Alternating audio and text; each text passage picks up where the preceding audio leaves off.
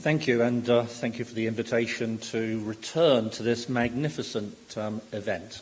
I've looked forward to coming over the last few years.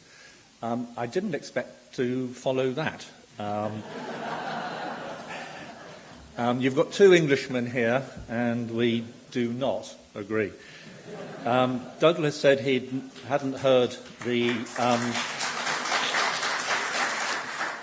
Douglas said he hadn't heard the Remainers actually make the case for staying in the European Union. I am really proud of that passport because it shows my European identity. We have a German royal family in Britain, the Saxe-Coburg-Gotha-Battenbergs, and I don't understand why we are so anti-Europe. And the case is a very simple one. It's an economic case, which is self-evident.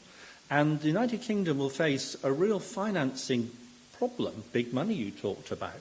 Outside the European Union, without the capital flows that has assisted the European Union with, if you look at the UK external current account deficit, it's enormous. You go to the back of The Economist magazine, you have a look at the UK deficit. Britain could be heading to a good old-fashioned sterling crisis. We haven't had those since we've been in the European Union, in the most recent period of the European Union. And we will be alone. But the other thing is the European Union is a peace project. Peace between Britain and Ireland. The stuff that's happened over the last, since the peace in the north, that couldn't have happened outside the European Union. Britain and Ireland were foes for a long while after independence, and it's enabled us to be allies, as Bobby was referring to. And the one that gets me is Poland. Poland, since it joined the European Union, has doubled its GDP per head. What would you rather have between Germany and Russia? A strong Poland or a weak Poland? And I think that preserves peace in Europe and is a barrier to Putin. That's what the European Union has contributed. But the thing I was going to say before I started was I do make these remarks in a personal capacity. This is not a time for that normal non-committal business person speak because we're in a fight of our lives at the moment, and I will be not speaking like normal business people speak in these situations. But I am chairman of the bank, and I was imagining, I regularly interview candidates to be they're prospective new directors. They're applicants to join our board because we are in a constant process of replacing departing ones. So I interview a lot of people, and new directors are required to go through very extensive honesty and probity checks and to demonstrate that their personal behaviour supports an honest culture in the bank. So I want you to imagine me interviewing a candidate who appears in front of my desk with a mop of uncombed hair, who had been dismissed from 2 previous positions in his career for, shall we say, being economical with the truth.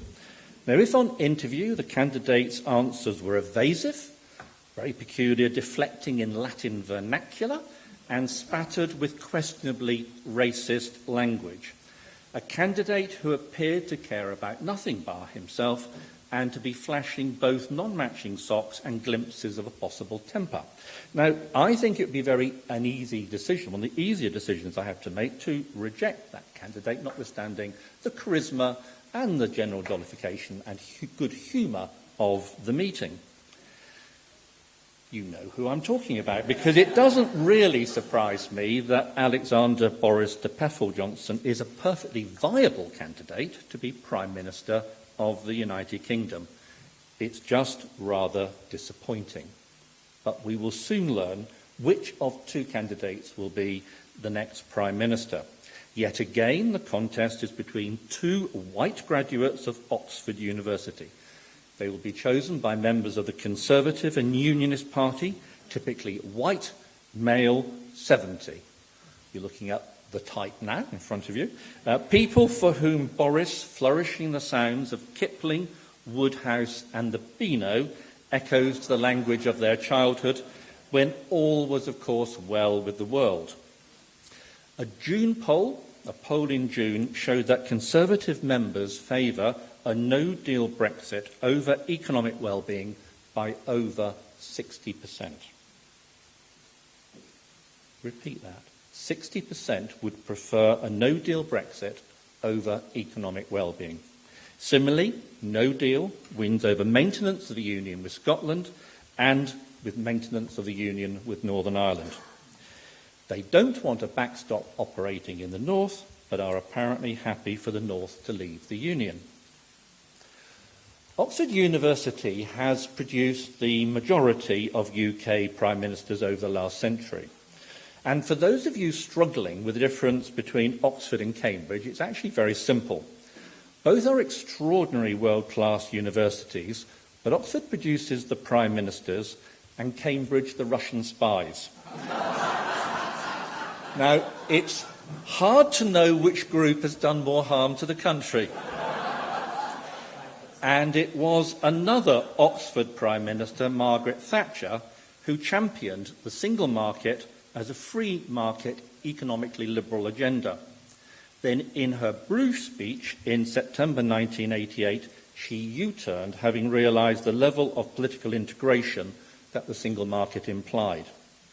The Tories were happy with an economic free trade Europe, but not with a federal Europe.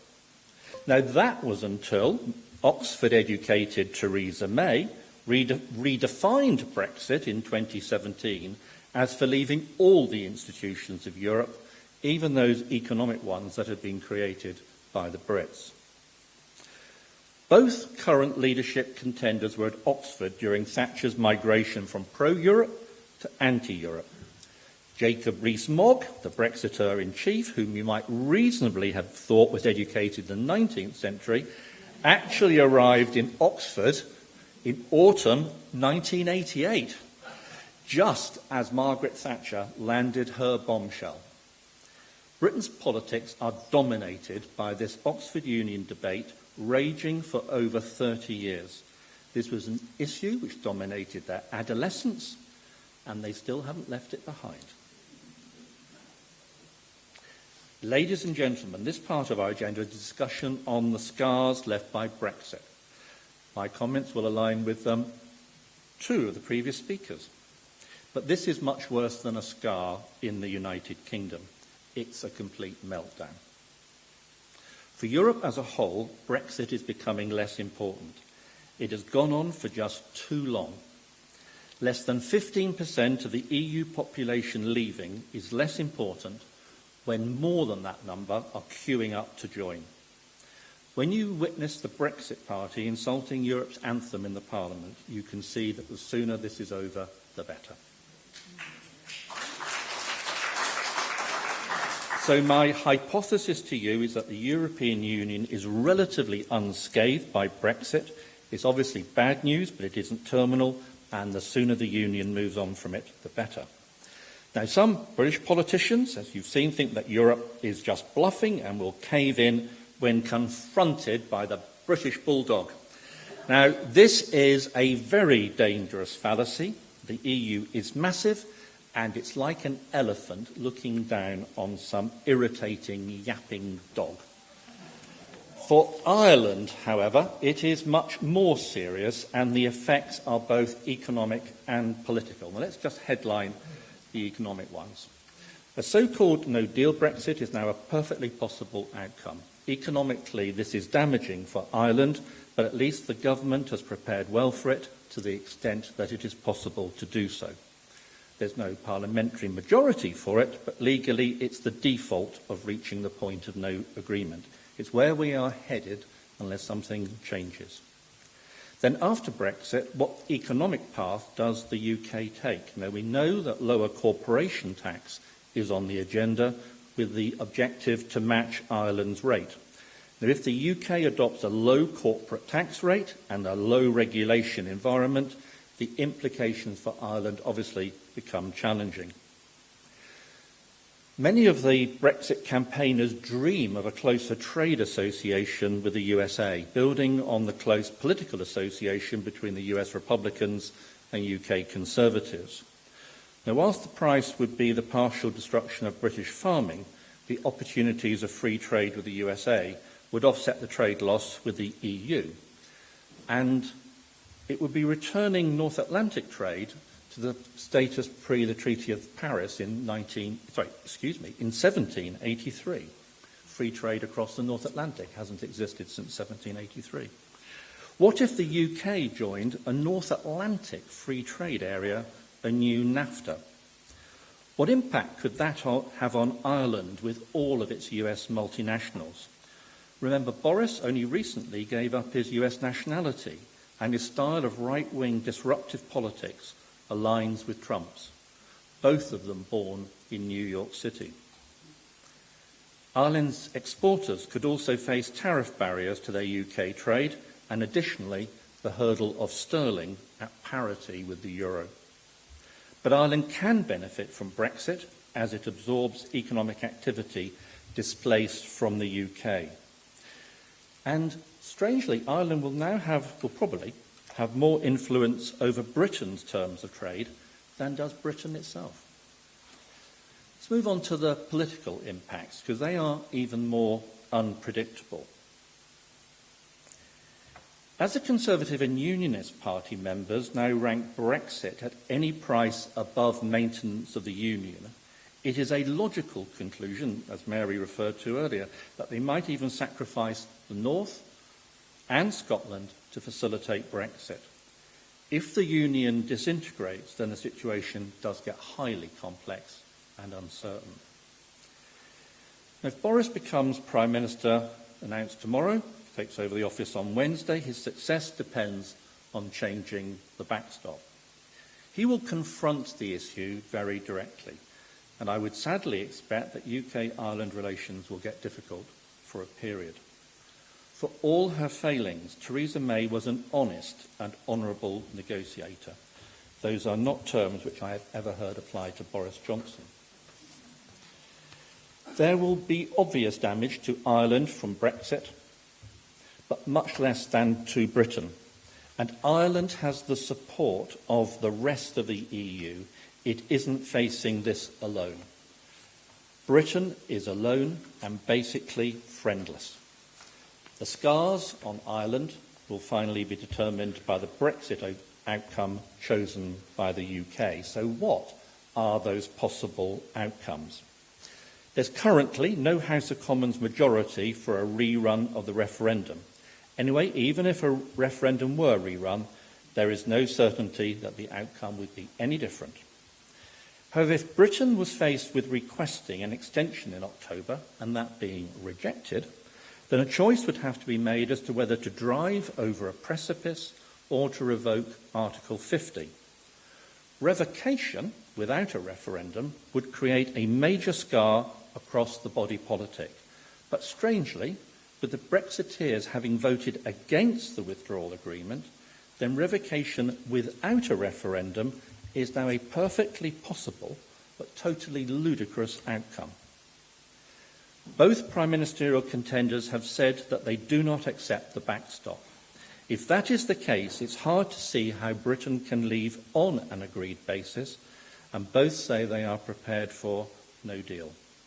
There is no clarity on how this will end, and the resulting scars of Brexit on Ireland could be superficial or very deep. There is no way of knowing that today, and therefore preparing for the worst is essential. But what are going to be the scars of Brexit on the UK? There will be voters who feel betrayed in any of the possible outcomes. It's like a civil war where there are winners and losers, and the losers remember it through the generations. Families and friendships are torn apart in this debate. Forget religion as divisive. Brexit is the dividing line through the heart of society. The economic scars will be very deep. Even a successful Brexit will see industries die, and success relies on new ones being created. Even in the most favourable economic scenario, there will be a major restructuring of the economic base of the United Kingdom. Now, surprisingly, there is no evidence that industrial closures change people's voting intentions.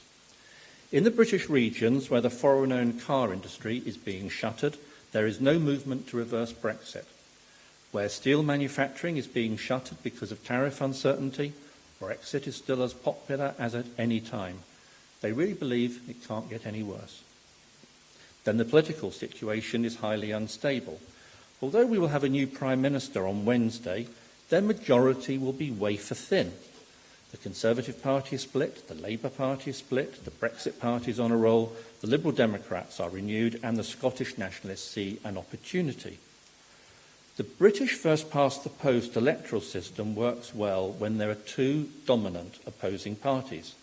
But if you end up with four parties polling 20 to 30% each, then constituency results are unpredictable and democratically deficient. The House of Commons chamber is designed for two parties to sit opposite each other, shouting abuse across the floor.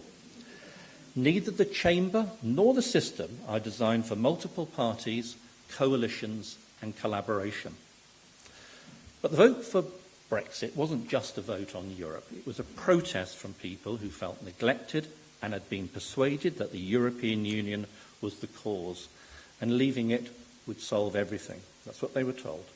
The underlying reason was a massive failure of politics to deliver the benefits of economic growth to ordinary people and leaving people feeling neglected and ignored. Brexit was born in industrial decline, cuts in social services, cuts in health services, cuts in education, fears of immigrants taking their jobs. It's a sign of a lack of hope, and it's a cry for help. And all the energy going into Brexit is diverting energy from solving the real problems that really concern people. The world of work is changing rapidly, threatening all the social, political and economic foundations we have relied on over the past century. The Brexit slogan to take back control stands as vacuous and forlorn against the competing forces at work. I described the problem earlier as a meltdown, but countries do come through these situations, and I've no doubt that Britain will. Now, whether it will take 10 or 20 years, Bobby talked about a generation, I think. I haven't got no idea, but I fully expect Britain to be back in the EU or a successor institution at some point in the future, because European nation states have a need to cooperate and share sovereignty because the threats from outside Europe are so massive. In my introduction, I mentioned Thatcher's Bruges speech, which kicked off the Brexit ambitions of the Tory party. In the 3 decades since, it is extraordinary that no one got round to working out how to deal with the UK-Ireland land border, and they now seek to just brush it aside. Boris once talked about the backstop and Ireland, describing it as the tail wagging the dog. So I leave you with an image. If you mess with an animal's tail, you risk ending up with a dump of shit on your own feet. Thank you for listening, and don't give up hope yet.